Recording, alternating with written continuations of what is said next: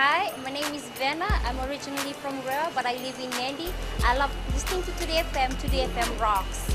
Bula, I'm John from Kornabuan, Tapua. I love listening to Today FM. It rocks. Bula, I'm Teopola. Bula, I'm Agnesi. We love listening to Today FM because it rocks in Ba.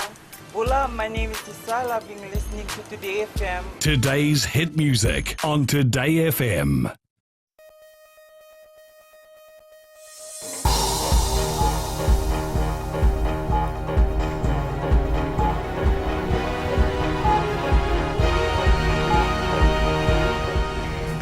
Good evening, I'm Amrita Priyadarshini and this is FBC News. Tonight, fuel prices to increase from midnight. More bridges in need of urgent repairs. And Commerce Commission takes action against landlords.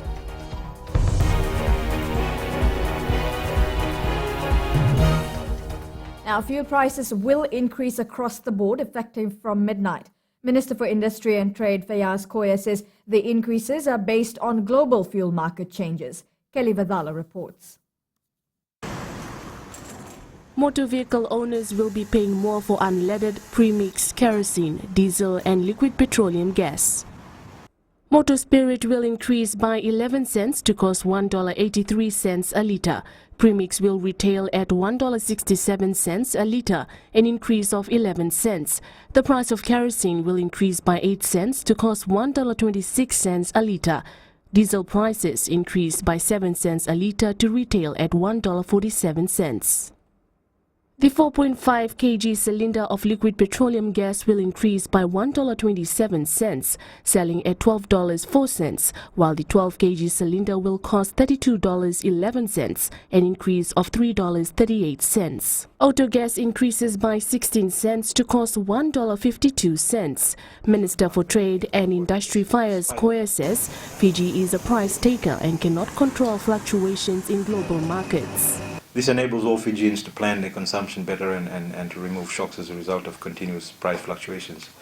And even when taking these charges into account, fuel prices are markedly lower than prices in the same period last year. Published prices increases from the previous quarter averaged at about US $367 per tonne to US $410 per tonne in the current quarter. And the movement in the exchange rate of the Fijian dollar against the US dollar and the movement in the international freight rates handling charges attributed to the price changes. These price changes in fuel and LPG are obviously beyond our control, given that Fiji is a price taker to the world market prices for both refined oils and butane. For many, the price increase in fuel will affect their daily expenses. We just shocked with this news because we know that it was normal. The cost of living, very high now. It will be a very expensive for the people because the cost of living is increasing day by day.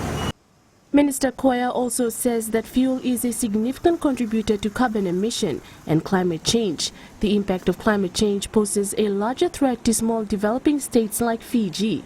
Therefore, we need to assist and lead the fight to combat it by being responsible in our use of fuel, amongst other things. Kelly Vadala, FBC News. The number of bridges in need of critical repairs has jumped to 60 after the Fiji Roads Authority's latest inspection. Chief Executive John Hutchinson says 9 high-priority bridges have been catered for in the current budget. However, Pranita Prakash reports the FRA will try and cater for as many as possible. Fiji Roads Authority has a plan for repairing bridges over time, but that will need to be revised to include 60 bridges across the country.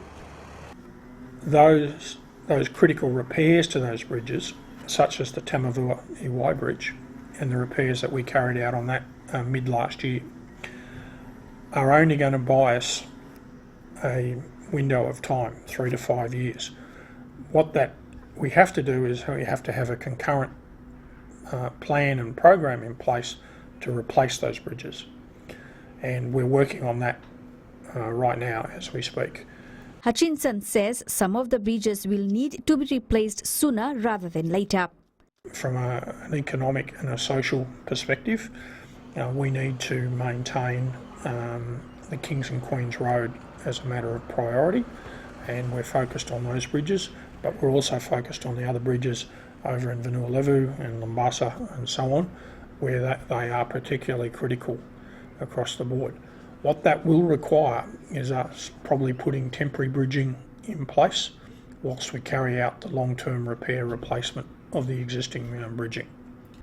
Out of the 1,200 bridges under FRA's asset portfolio, 52 have been replaced since 2013.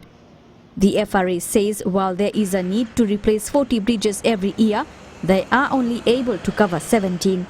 Pranita Prakash, FBC News. The Fiji Commerce Commission has taken a few landlords to court for not complying with the rent freeze order. Chief Executive Joel Abraham says they were cited for illegal rent increases and non-issuance of receipts and agreements. Kelly Vadala reports. The Fiji Commerce Commission will not hesitate to take legal action against landlords who don't follow the rent freeze order. There's two defense that we find the landlords usually give when they're caught in breach. They either say, I did not know, or two, they blame somebody else. So it's either blaming the agent or the caretakers who are looking after the property. So what we say is, one, the ignorance of the law is not a defense. Chief Executive Joel Abraham says in every instance the Commission tries to educate landlords and tenants on the law as it stands. That is why you would have noted that we have also said that we are embarking on a Landlords and Tenants Act that we want to work on in the first half of 2017. Now this Landlords and Tenants Act will incorporate all issues surrounding landlord, residential tenancy for starters. A technical working group has been set up. The Commission says it will soon be publishing dates for public consultations, but for now are advising landlords to follow the order. Kelly Vadala, FBC News. A man in his 40s is the latest road fatality. The deceased was hit by a taxi near McCoy in 8 Miles Nsinu as he was crossing the road at about 3 a.m. today. Police Chief of Intelligence and Investigations, ACP Mbiu Matavo, says the man was thrown onto the opposite lane by the impact and was hit by a second oncoming vehicle. ACP Matavo says the man is believed to have been drunk. Occupational health and safety inspections have been carried out at the new Navua Hospital after concerns were raised on standards. Minister for Labour, Chone Usamate, says their officers will be having discussions with officials at the hospital to address the issues highlighted. Usamate says they want to ensure that the hospital continues to deliver services. Our focus is all the time to try to make sure that the places in which people are working and places where people visit are as safe as possible. And we're going to be very pragmatic about it. Navua Hospital is a very important facility. We need to make sure that it continues to deliver the service that it's providing, and at the same time we will work together with the Ministry of Health and Medical Services to ensure that where things need to be addressed, that those things are addressed so people can continue to work there in as a safe and a healthy environment as possible. In the news ahead, a new Auditor General takes up office on Monday. And FMF Biscuit Factory nears completion. Stay with us.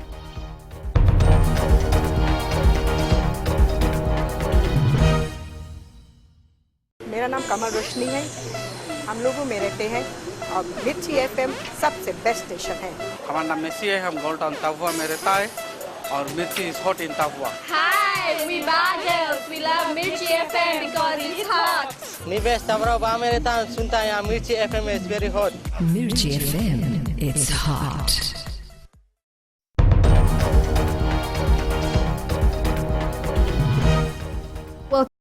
Welcome back to FBC News. A 60-year-old dairy farmer of Waindalide in Koravo, Tailevu is seeking answers on why he hasn't received compensation for the loss of cattle infected by bovine tuberculosis. Gyan Singh told FBC News he was promised $900 from the Agriculture Ministry. And as Savara Tambor reports, Singh isn't the only one. Gyan Singh lost 6 head of cattle after DC Winston, but in the months prior, even more livestock were killed due to tuberculosis. I was assured by MPI that I will be assisted, but till today I haven't received any assistance, and I went back to MPI Nassori, and they said it was the money came in September last year, and it was supposed to be in my bank account. But till today, I haven't received that money. Permanent Secretary for Agriculture Jitendra Singh has assured the matter will be looked into. Have to get some details, but I'm pretty sure it's a small administrative oversight. So we will be able to sort it out in the next week or so. For Singh, losing cattle to disease has cast a shadow over dairy farming. He wants to use the $900 compensation to invest in alternative agriculture. He says dairy farming and rearing cattle are in his blood, but the heavy losses have made him uncertain about long-term stability. AI should be done on selected cows. It should not be done with any cow. They should have a proper records. The productivity, the cow who is producing more milk, they should be only inseminated, not with 5 litre or 6 litre. According to the Agriculture Ministry, there are others like Gyan Singh facing similar problems, but officials have faith in rehabilitation programs for the long-term sustainability of the sector. Samira Tambua, FBC News. Former manager audit at the Fiji National Provident Fund, Ajay Nand, is the new Auditor General, appointed by President Major General retired Chiyochi Conrote. Ajay Nand takes on the role from Monday, having previously worked at the Office of the Auditor General for a number of years. President Conrote made the appointment in accordance with the Constitution and on the advice of the Constitutional Officers Commission. Nand starts work on Monday. A 5-bedroom house has been destroyed by a fire in Rovanrao, Navua this morning. The National Fire Authority confirms the house was razed to the ground with all its contents. A father and his son were inside the house when the fire started, but managed to escape without injuries. This is the third fire in Navua in the last 3 days. Construction works on the new FMF Foods Limited biscuit factory along the Queen's Highway in Vaisari is expected to be completed soon. FMF Foods Managing Director Ram Bajikal says as the factory nears completion, machines will also be installed with works likely to end by March. Bajikal says production trials will commence soon as the machines are installed. The new factory, an investment of more than $40 million, will supplement the group's biscuit manufacturing capacity for export.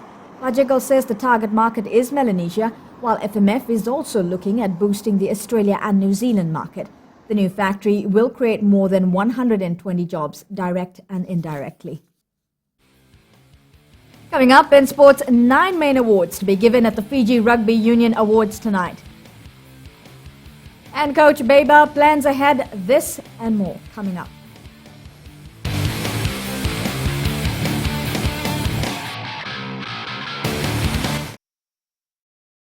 Na yavangunga andi moala ranalika o tikongon na tao na singatoka ando talitaka na wakaronga ng Bull FM number 2 na sere. Ya dora chubuni kurnambili. Ibora ni batukara hambara binaranga. Do talitakin na wakaronga ng Bull FM number 2 na sere. Bula. Bula FM number 2 na sere.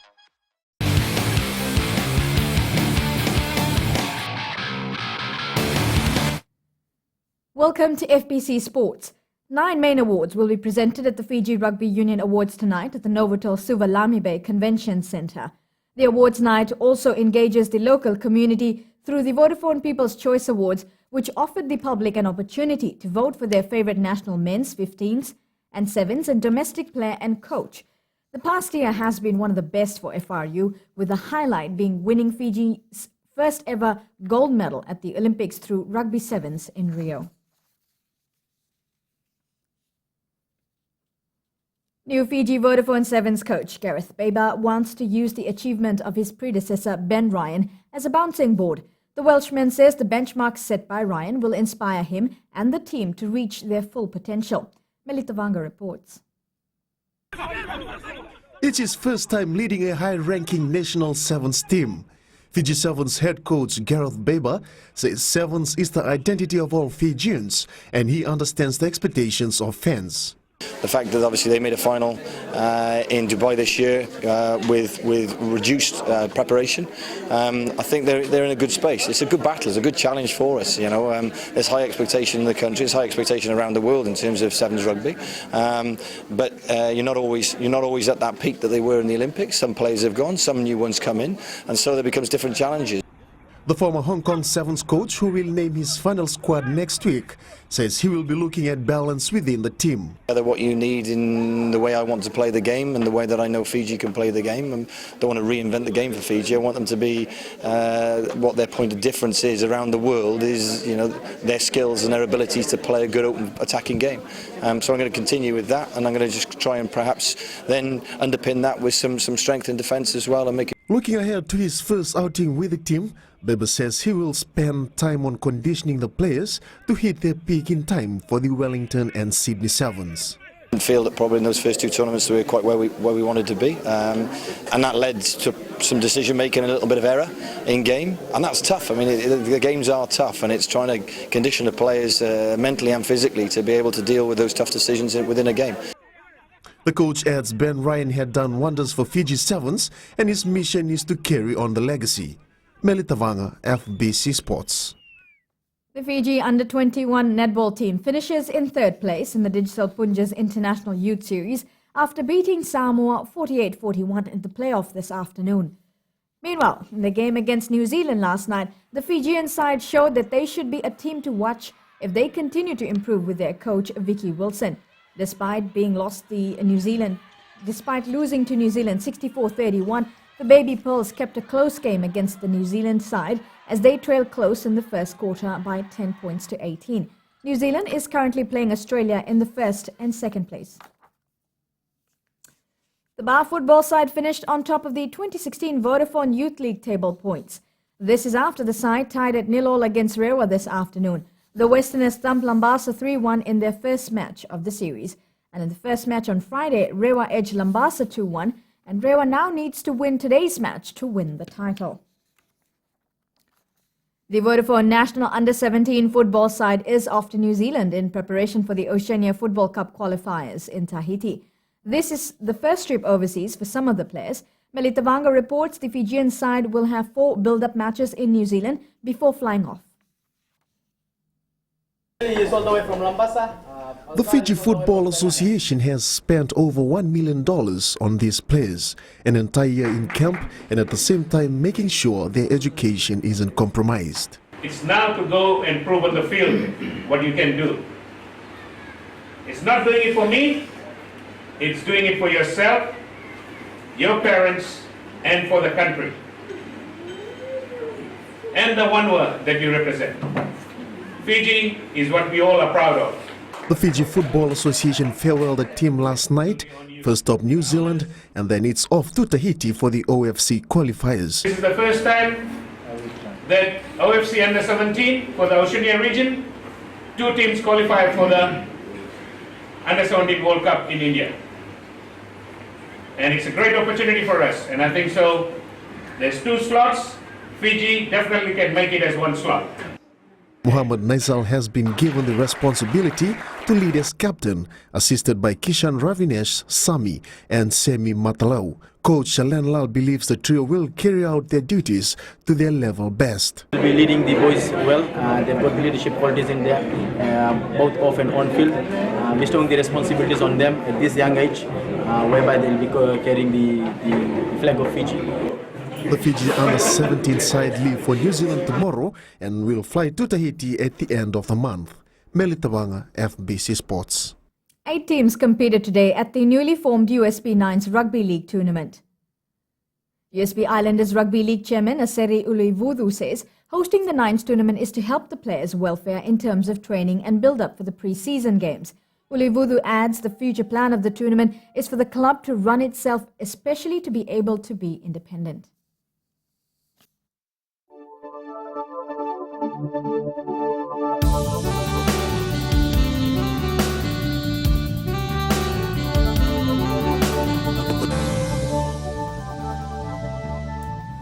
It was all about cloud and showers as they were experienced over most parts of the country today. A trough of Low pressure with associated cloud and showers lies just slow moving over Fiji. Now, all centres recorded a warm 31 degrees on the temperature chart this afternoon, with no results being available for Lautoka. Tomorrow's forecast is much of the same as today, cloudy periods with rain and thunderstorms over most places. Now for Monday, the showers will be easing. You can expect south to southeast winds 10 to 15 knots and moderate seas. Recapping the main stories. Fuel and cooking gas prices increases across the board from midnight tonight. Fiji Commerce Commission finds landlords breaching the rent freeze order. And more bridges are in need of urgent repairs following the latest inspection by the Fiji Roads Authority. For these stories and others, tune in daily to our sister radio station, Gold FM. We move on to this week's poll question. Are you looking forward to the end of daylight savings? To answer, visit our FBC website.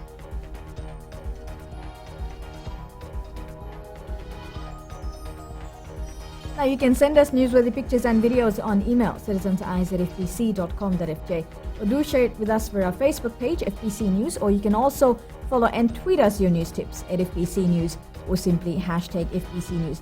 Before we go, an important reminder, daylight savings ends at 3 a.m. tomorrow, so remember to wind back your clocks and watch us by an hour before going to bed.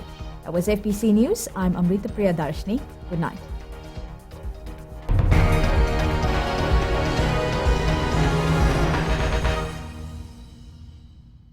Hola, we from Lautoka. We love listening to Gold FM, only the classic hits. Hola, my name is Kanto. I'm from Ba. I love listening to Gold FM, only the classic hits. Mula Fiji, my name is Florence Ratu. I'm from Corner Number 1 in Tavua, and I love listening to Gold FM, only the classic hits every day and all day. Hi, my name is Anna and I'm from the soccer crazy town of Ba. I love listening to Gold FM, only the classic hits. Gold FM, only the classic hits.